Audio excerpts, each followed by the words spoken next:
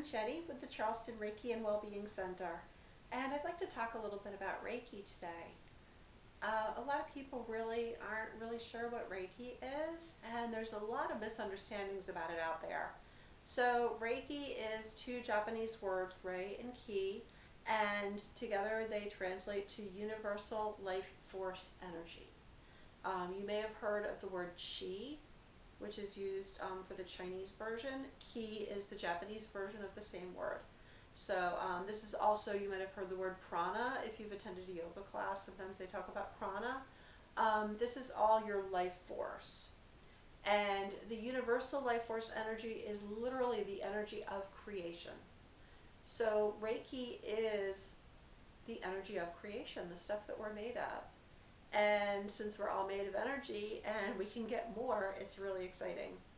So the process is the Reiki practitioner has to be attuned, and there's a process for that that I won't get into.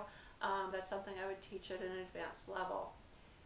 Once the student receives the attunement, it's like turning on a light switch where it allows them to be able to access the Reiki and transmit it.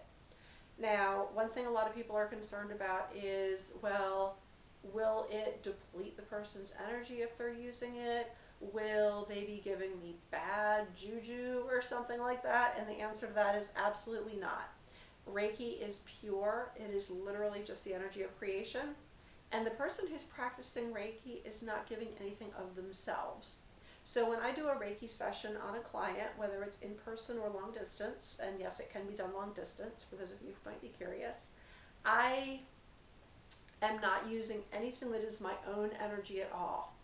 I am pulling energy of creation in through the crown of my head, and I'm transmitting it out through my hands, and then transmitting it to the person who is receiving it, or the animal, or the plant. I have a lot of house plants and a garden. So it's just that I'm the conduit for that energy flowing. I'm pulling it in and focusing it somewhere else, into another person, into an animal, into whoever is receiving. It's not my own energy that you're receiving. It has nothing to do with me except that I am the one acting as the conduit. I'm the one that's been trained how to do that process, and I am the one who is focusing it towards you. But other than that, I'm out of the way. It's not my energy. You're not getting anything of my own. You're getting something that I am taking from the universe and giving to you. Now, another question that people run into is a lot of people believe you have to be a certain religion in order to practice Reiki, and that couldn't be further from the truth.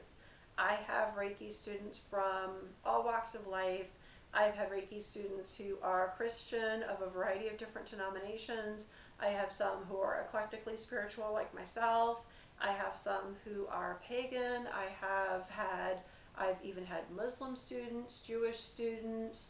I had a Hindu student once. I've had Buddhist students, and I've had atheist students too. It can be any belief system whatsoever, because Reiki has nothing to do with religion. Now think about this a minute. Think about where you believe creation comes from. And some of you might think, oh, creation is from God. Someone else might think, oh, creation comes from this energy force and they might be looking at it from a totally scientific perspective. Everybody across the board believes, well, there might be exceptions, but we're not talking about the flat earth people today. That's a whole other topic. Everybody believes, for the most part, that there is an energy involved in people being created, people existing, people coming to life. And you need energy to create life. I mean, that's a known fact in the scientific community.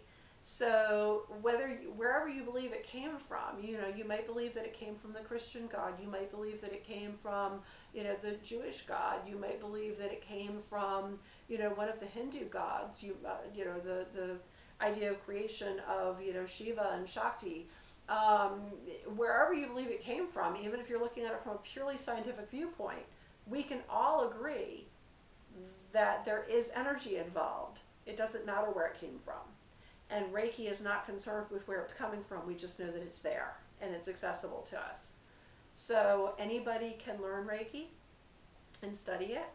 In order to actually practice, you have to have received an attunement from a certified Reiki Master teacher like myself. And once you are attuned, then you also study and have to go through learning how to use it properly and ethically. If you want to receive Reiki, there's nothing to be afraid of. You're not receiving anything negative. Reiki is completely and utterly pure.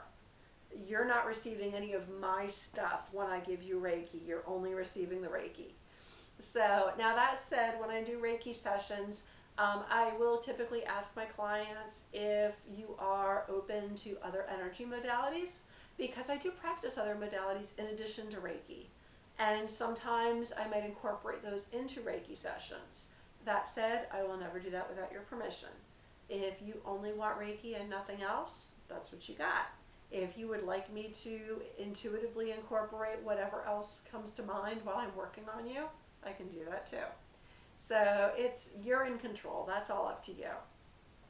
Now, some people say, oh, well, I had a Reiki session and I didn't feel anything. Okay, and what were you expecting? Reiki does not necessarily make you feel a certain way. Now, most people will report feeling very relaxed during and after a Reiki session, and that is, I would say, a significant portion of the population, but that doesn't mean that it applies to everybody all the time. Some people report feeling hot, feeling cold, feeling tingly. Some people right after a session might feel just for a few minutes a little bit lightheaded. And those are common reactions, but it doesn't mean that you have to feel anything. Reiki is just pure energy, and whether you feel anything or not doesn't affect whether or not it's working. It is always working, 100% of the time. As long as you're open to it and you're accepting it, because Reiki can't be forced into someone who doesn't want it. But as long as you're open to it and you're accepting it, Reiki will absolutely be helpful for you. Now, people might ask, how is Reiki helpful? Reiki heals on all 4 levels: physical, mental, emotional, and spiritual. It works across the board on all those different levels.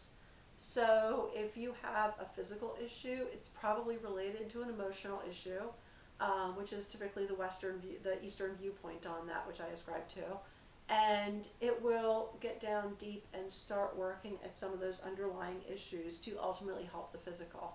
Now, in the case of somebody who has like a chronic pain issue, so often, not always, it will help ease the pain. Often, again, there's no guarantees with any of this. Reiki will work in your highest good. Now, that can be frustrating sometimes because what we want it to do and what is in our highest good aren't always the same things, but it will definitely be helpful for you regardless. And I have seen a lot of people who have been to doctors repeatedly and been on pain medications and this, that, and the other thing, and until they find Reiki and some of these other energy modalities, they don't find the relief that they're hoping for, or maybe the medications have really severe side effects, and sometimes this can be really helpful. It can also help with a lot of emotional issues. I've had people come to me with depression, anxiety, PTSD, a lot of different issues, and it really can help.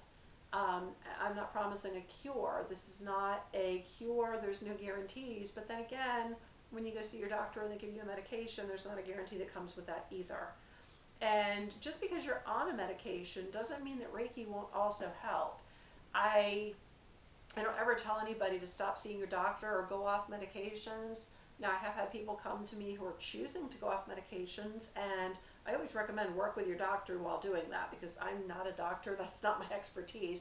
However, I've had people come to me saying, okay, I'm in the process of trying to get off pain medication because the side effects are too severe, so I'm hoping Reiki might help me while I do that process. And I ask them, are you working with your doctor? And assuming they say yes, okay, great, I'd love to work with you. Oftentimes, the Reiki does ease their pain so that they can wean off their pain medications at the same time.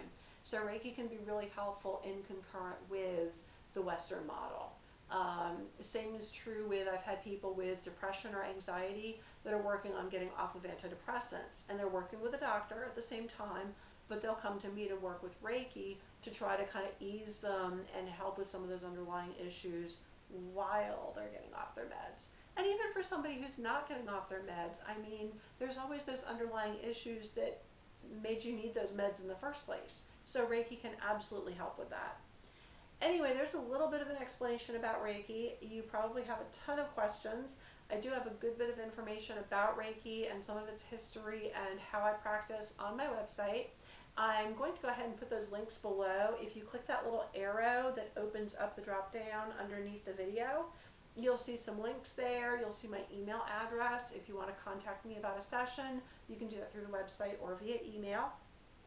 And I would also appreciate if you would click the little thumbs up and like my video, assuming that you enjoy it, which I hope you did. And please subscribe to my channel. I'm trying to put out a lot more videos nowadays. I've been doing a series on my channeling work. I'll be putting out more about Reiki. I've started doing a segment on my animal communication. And so I'm going to be talking about a lot of different topics, and I hope to see you again soon. Thank you so much for tuning in, and namaste.